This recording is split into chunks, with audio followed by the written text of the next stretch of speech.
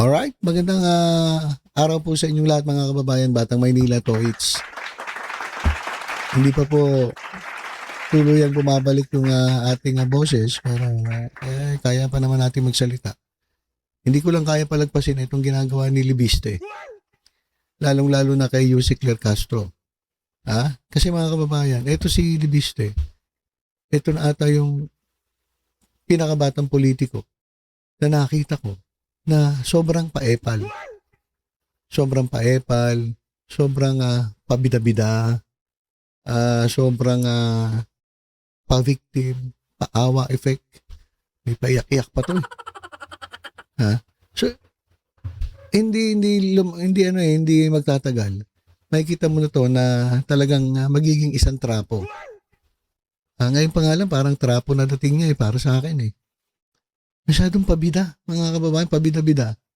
At kabago-bago pa lang niya, napapasikat na siya. So, ito. Halimbawa ng kung bakit ko nasabi na pabida-bida. Etong si Libiste. Tingnan niyo Ito nga yung yung caption, pabida-bida o pabida. Etong si Batang Libiste. Tingnan niyo mga kababayan kung gaano pabida itong si Kong Ngao-Ngao. Yung 110 million pesos na babayaran ni Yussi Claire Castro sa akin ay ibibigay ko sa mga biktima ng mga substandard proyekto ng flood control. Kaya umaasa ako, wag nang magsinungaling si Yussi Claire Castro, aminin na lang niya ang katotohanan, magbayad siya ng multa ng 110 million pesos at ipamamahagi ko po ito sa mga biktima ng mga substandard flood control projects. Yung 110... Alright. So, tingnan nyo. Diba pabida?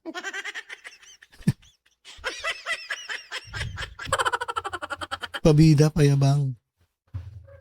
Yung 110 million daw na babayaran ni Yussi Claire Castro kasi ito yung hiningi niyang danyos eh. Diba sinampahan niya ng kaso si Yussi Claire dahil po sa libel po yung kinaso dahil sinabi raw ni Claire Castro na nagbenta siya ng franchise ng solar. Sinabi ko nga na yung sinabi ni Claire Castro galing yun kay Ombudsman Remulla. Bago pa man sinabi ni Yussi Claire Castro na hindi sa kanya galing yun. Sinabi ko na galing kay Remulla yun eh. Napanood ko yun eh. Si Remulla nagsabi na eto nga sabi nga dito kay kabata-bata mo, parang hindi ka Pilipino. Pero mo nagbenta ka ng prangkisa na na dapat dumaan sa Kongreso.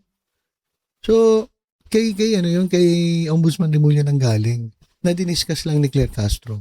Tapos kinasuhan ngayon ni Libiste si Claire Castro. O bakit si Claire Castro hindi si Ombudsman? Kasi kaibigan daw nila si Ombudsman. At ginagalang niya raw si Ombudsman Remulla. Tingnan niyo yung katukwiran.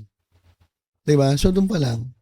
Parang meron siyang iba na yung motibo. Iba na yung motibo.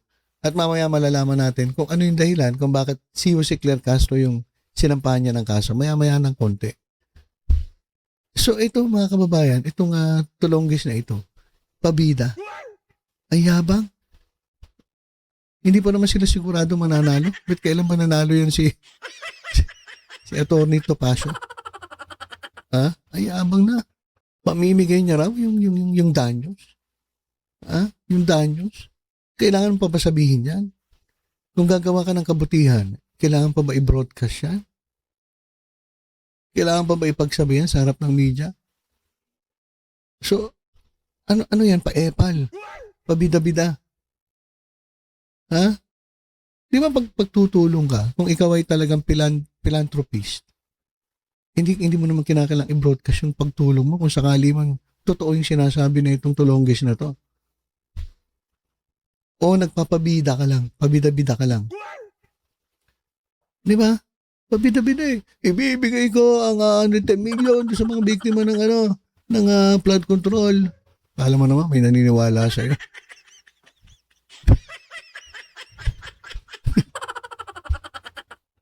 Sabi nga ni Remulla, nakinabang ka.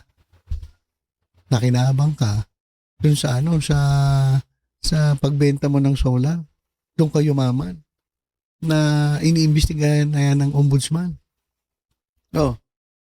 Saka kung gusto mo tumulong, kung ikaw ay philanthropo, ba't kinakailangan mo pang hintayin yung 110 million pesos na danyos para tulungan mo yung mga biktima ng mga substandard projects ng flood control? Hintayin mo pa? Kung talagang gusto mo tumulong ka. Mayaman ka naman, bilyonaryo ka, laki nga ang kinita mo dun sa solar eh. So, pa-epal ka lang. Pabida-bida ka lang. Yan ang totoo, libiste. Pabida-bida ka lang. Kasi kung tutulong ka, hintayin pa ba 110 million? Dahil mo naman pera. Sa akin, hindi naman sigurado yan. Sigurado ka mananalo ka? Tingnan mo nga yung mga kliyente ni Topacio, lahat nakakulong. Kung mananalo, putik. Tumulong ka na lang. Totohanin mo yung sinabi mo. Hindi yung paasahin mo na naman yung mga biktima ng flood control.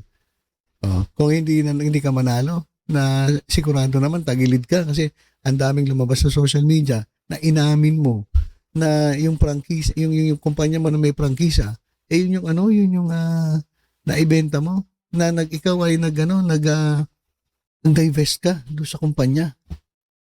Ang daming labasan na gano'n eh. So, bukong-buko ka. Libiste. Kaya eto nahuhuli sa sariling bibig to si Libiste. Ilang beses na siya na-interview na minsan umiiwas na siya doon sa tanong. At paepal nga, pabida. So ito mga kababayan na pabida-bida itong si Libiste. Ito pa.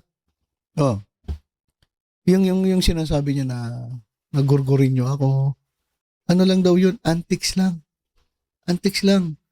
Ano lang yun? Pa-epal, pa-victim, paawa. Ito yung sinabi ng isang abogado ni Attorney Dino De Leon na yung sinabi ni Libiste, antics lang, style lang. Kumbaga gusto niya lang talagang magpabida. Ito pakinggan ninyo yung opinion ng isang abogado doon sa style ni Libiste, ni Kong Ngaw-Ngaw. Ito sabi niya, huwag niyo po akong papatayin. 'Di ba? That's a very serious accusation na merong papatay sa'yo. Right? And if that's gonna be the case, tama yung antics, that i-report mo sa NBI, pangalanan mo, pakita mo yung mga ebidensya, because no one should tolerate threats against sitting legislators. No? So we're not tolerating. Okay.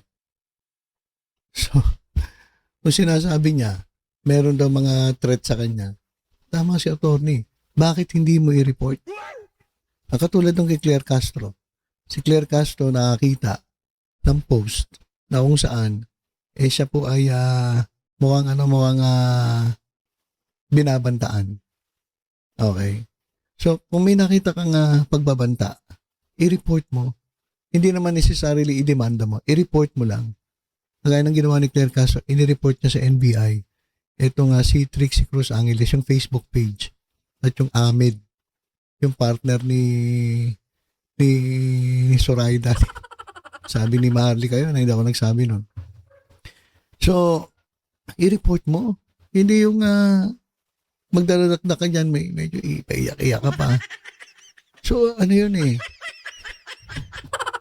antics lang, palabas lang yun, palabas. Ba't hindi mo in-report? Pero, antics ba ito? Totoo ba? O nagpapaawa effect? Yun ang hindi natin makita kasi ayaw niya naman ipakita yung ebidensya kung saan nagagaling itong mga threats na ito na magpapatayin. At saka, wala naman siya pinapakita. So, wala. Wento-wento. Ang dami mong bodyguard Ang dami mong bodyguard Di ba?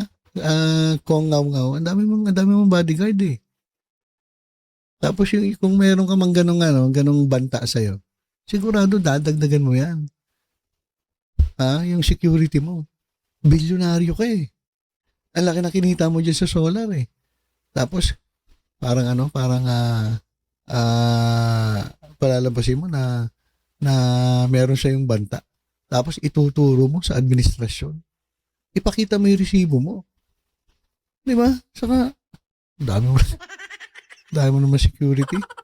Kaya mo kumuha kahit 100 pa yan. Di ba?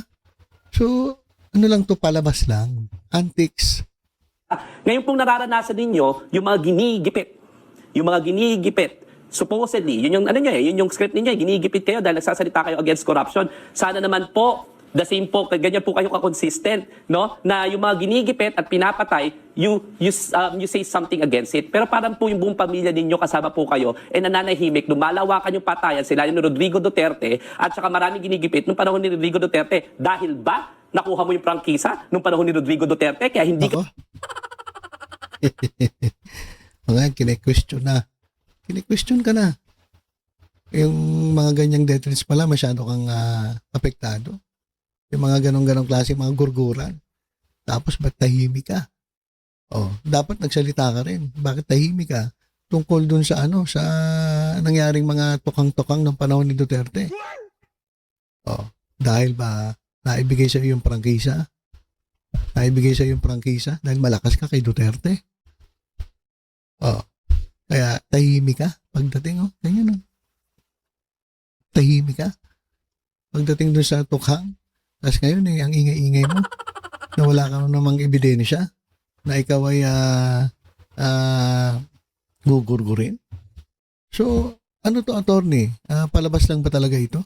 ka nagsasalita sa lahat ng mga excesses ng nakaraang administrasyon at para bang gigil na gigil ka lang ng double standards mo kasi nga dahil kahit na tama, kung kaibigan ng nanay mo, hindi mo kakasuhan, ganun ba yung klaseng politika na pinopromote ng mga ganitong bagong politicians natin, no? So, para sa akin, ang daming mali, ang daming problema, pero panindigan mo yung pinangako mo sa taong bayan doon sa private sector. Kaya itong 24 billion na ito, sana, di ba, totoong magbayad siya at pagbayarin siya ng gobyerno. Oh, diba? At noong 2019, gusto ko lang idagdag na yung nanay niya rin nasa puder noong panahon na yun. Meron lang hindi binotong prangkisa. Ang then, Congresswoman tama, no? Lauren Legarda. Oh, marami sana pwedeng kumuha ng prangkisa sa kanya na ibigay.